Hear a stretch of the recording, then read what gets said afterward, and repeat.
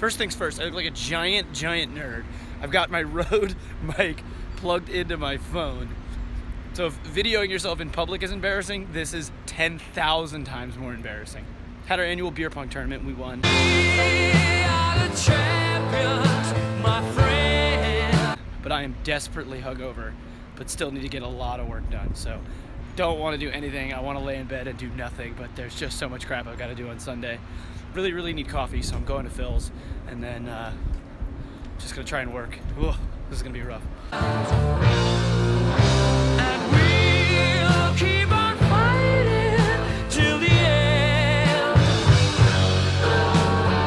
It's amazing how you can sit down, feel like you're working for an hour, and then suddenly you look at the clock,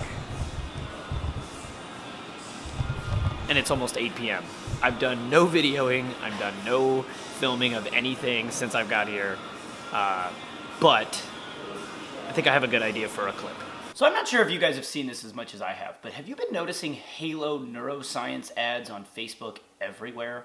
Maybe it's because I actually click them and watch them, but I get them all the time. Here's what they look like if you're unaware.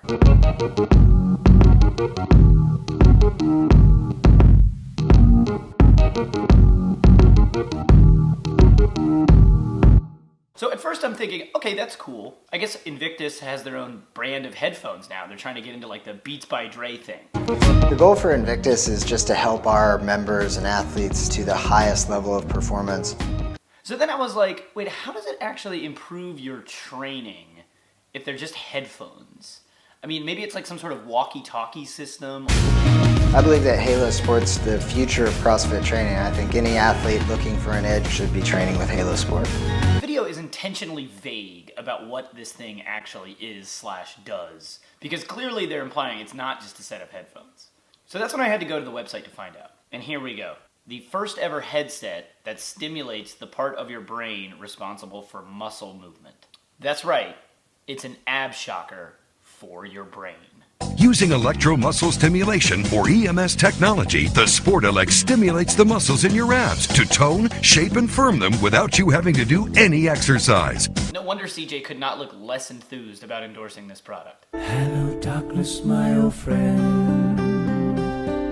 I've come to talk with you again, because a vision softly creeping. This while I was sleeping. I like how they call their advertisement a film. It's not a film, it's an advertisement. You're just gonna show me Camille's butt a lot. Something that they do is really result in my training. The first question which you should ask, probably, with the electrocuting your brain product, is Halo Sports safe? According to the website, yes it is. You know what would be a phenomenal way of advertising how safe it is? If you had FDA approval for this thing. And I'm sure if you did, you would put that right on your website. I'm sure if we search their website, it'll pop up right away. Hey, nothing there. What if we search the 510K database? In other words, the FDA database of medically sound products that have received approval. Well, the next best thing is the opinion of a French-Canadian chemical engineering student. As a chemical engineering background, I know that to even have that on the market, it would have had to be tested for years, making sure that it was safe. I also love how they cite their own research as to why you should buy it. Would you trust Coca-Cola's in-house research about how good Coca-Cola is for you? So much of this research is such crap, too. I mean, you're talking about sample sizes of 8 or 9 people. I mean, look at this. Data were analyzed from a total of 9 participants. 5 participants, 2 from the stimulation group, 3 from the non-stimulation group, were excluded due to insufficient data. So a sample size of 9, and there wasn't even a control group. It was just the same people studied at 2 different parts of the year. Anybody who knows training should know that, of course, your data is going to be different on how you're performing in different parts of the year. I mean, look, I get it. They're a company. They're trying to sell a product. Of course they're going to tell you about all the good things, and of course they're going to leave it up to you to find all the bad things. But what happens if you do look for the bad things? How about this, published in the Annals of Neurology, titled, An Open Letter Concerning Do-It-Yourself Users of Transcranial Direct Stimulation, in other words, Halo Sport. Basically, a bunch of neuroscientists got together and said, slow your roll. This is probably not a good idea, not at least without a lot more testing. What could go wrong with electrocuting your brain? How about enhancement of some cognitive abilities may come at the cost of others? Or the fact that TDCS effects are highly variable across different people. It's hard for me to really put in words what really bothers me about this product. I think the first thing is the marketing of it and the bastardization of science of it. It just shows that science is a buzzword now that you just have to throw in, and it doesn't actually mean anything anymore. It's not about trying to prove something that's true or accurate. It's about trying to sell stuff.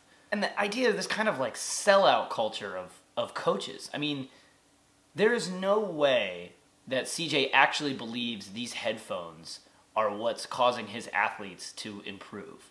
It's training and it's hard work. And Invictus is really good at that. They're great athletes and CJ's a really smart dude.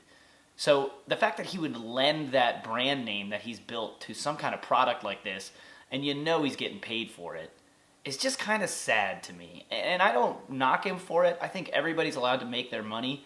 You know, CJ's worked really hard to build the Invictus brand where it is, but God, it hurts to watch him hawking product like this crap.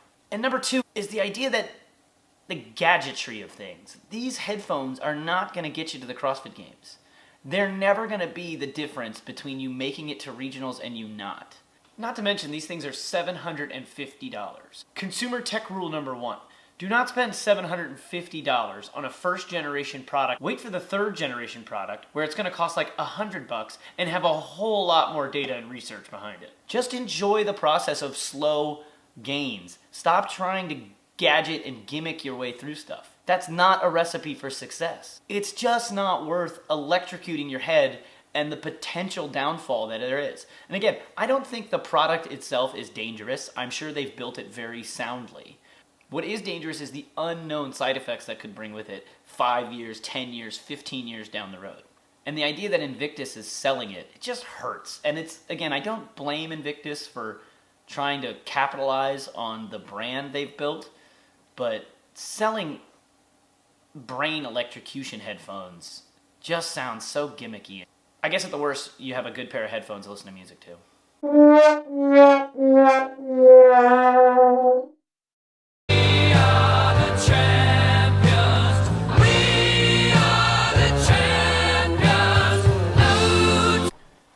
Also, all these football players should definitely not be electrocuting their brains. They have their brains are scrambled as is. They don't need to be electrifying them as well.